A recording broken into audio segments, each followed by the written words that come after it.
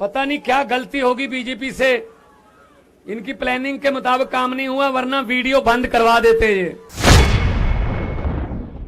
इनका बस चले तो इलेक्शन ही ना होने दें। फिर भाई साहब इतना पैसा क्यों खर्चते हो?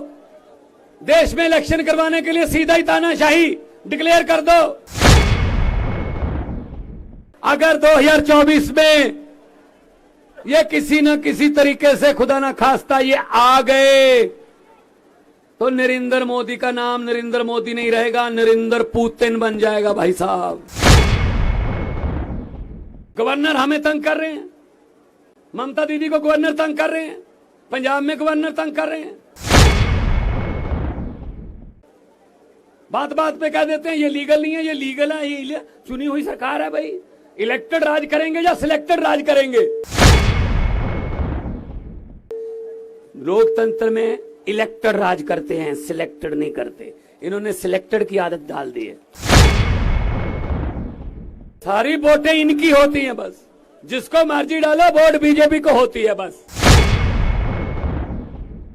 आज लोकतंत्र को बचाने के लिए इस देश में बाबा साहब के द्वारा लिखे हुए संविधान को बचाने के लिए आपका अपने अपने घर से निकलकर आना इस बात का संकेत है कि ये देश किसी के बाप की जागीर नहीं है, ये 140 करोड़ लोगों का देश है।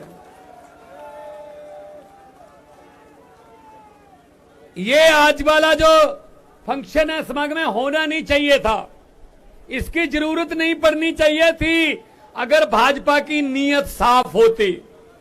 आपने देखा 30 जनवरी को 2 दिन पहले कैसे चंडीगढ़ में वीडियो के सामने एक आदमी आम आदमी की वोटों को काट रहा है और पता नहीं कौन सी वोटों को बीजेपी के बक्से में रख रहा है। पता नहीं क्या गलती होगी बीजेपी से, इनकी प्लानिंग के मुताबिक काम नहीं हुआ, वरना वीडियो बंद करवा देते ये। क्योंकि ये पहली बार नहीं हुआ, कैमरे पे पहली बार आया है। करते तो पहले से ही रहे हैं, एमसीडी में भी किया है साथ दिल्ली में। तो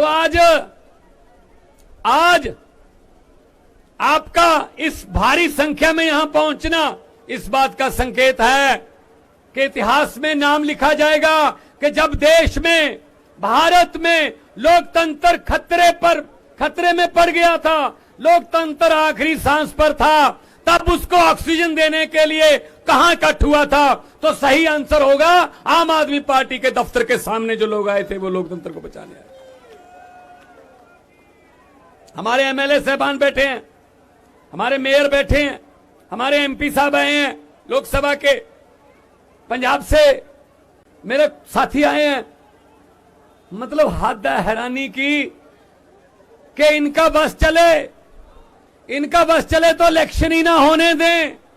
और अगर इलेक्शन हमने कोर्ट के जरिए करवा भी ली तो उसका रिजल्ट देख लो कैसे निकलता है। एक इधर ये चलो।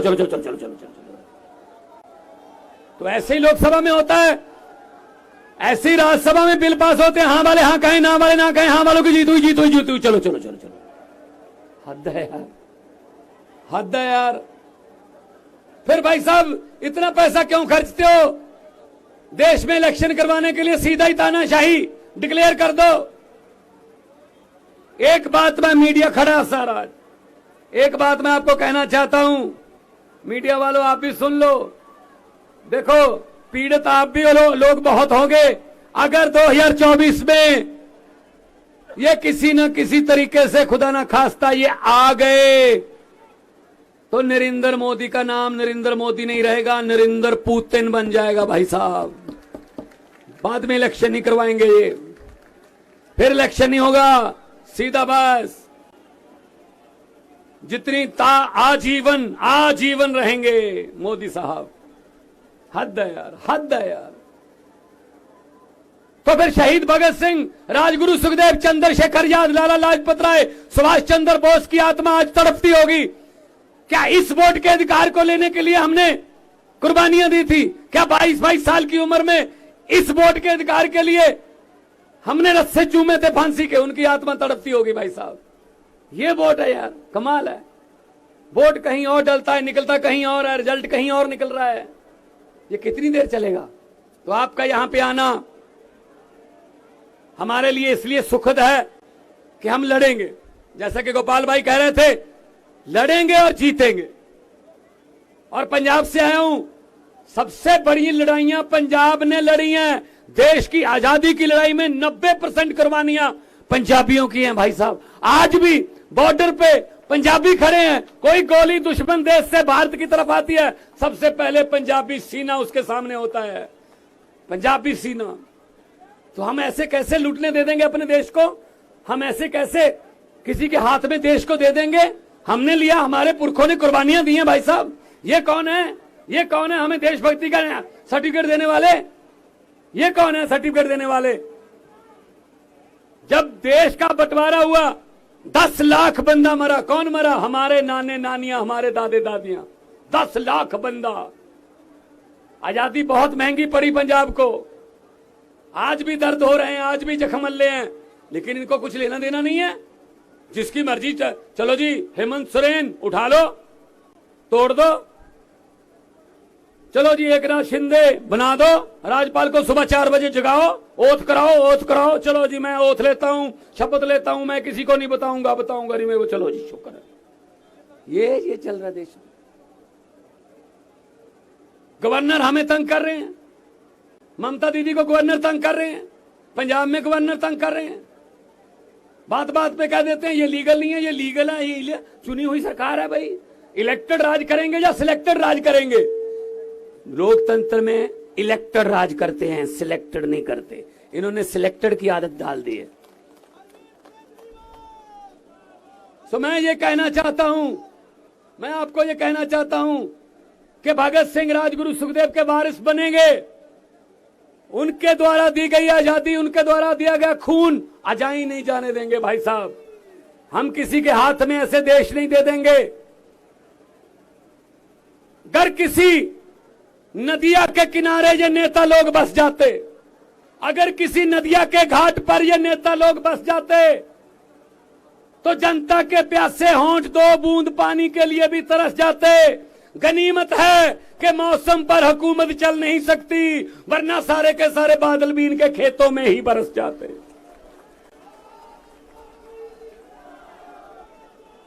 सारी वोटें इनकी होती हैं, बस जिसको मर्जी डालो वोट बीजेपी को होती है, बस हद है।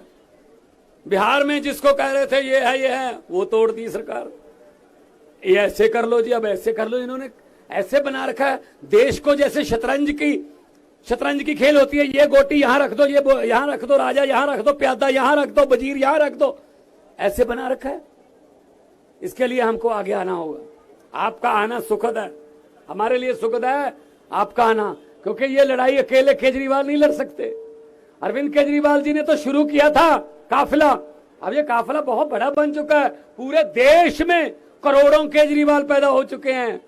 एक केजरीवाल को अंदर करने की सोच रहे हो? केजरीवाल को तो अंदर कर दोगे, इसकी सोच को कहां कैद करोगे? इसकी सोच को। पूरे देश में कितने करोड़ केजरीवाल पैदा हो गए। इनका एक ही तरीका है, काम करने का तरीका एक ही है।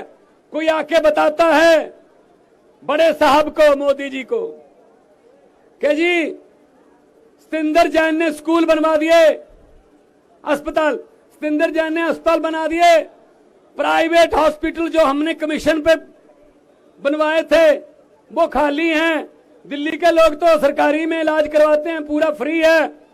क्या करना है? मोदी जी कहते हैं किसने बनवाए? सतिंदर जैन ने, अंदर कर दो। चलो जी, अंदर कर।